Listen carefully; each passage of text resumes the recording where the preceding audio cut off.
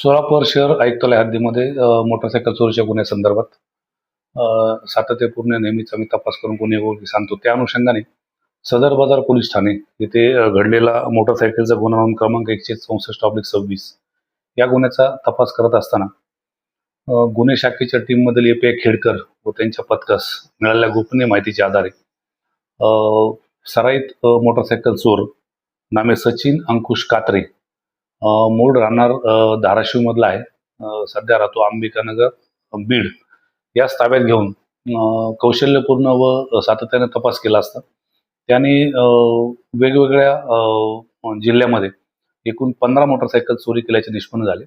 त्यामध्ये तपासादरम्यान सोलापूर शहर आयुक्तालयामधील एकूण 4 मोटरसायकलीचे गुन्हे उघडकीस आणून त्या मोटरसायकल जप्त करण्यात आले आहेत.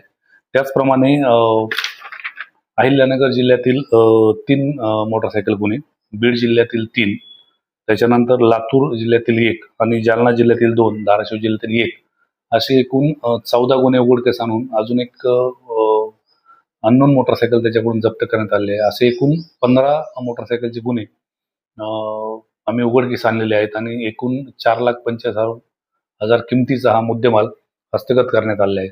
सध्या हा आरोपी न्यायालयीन कोठडीत असून संबंधित पोलीस स्टेशनला आम्ही त्याबाबत पुढील कारवाई करण्यासाठी कळवण्यात आलेली आहे.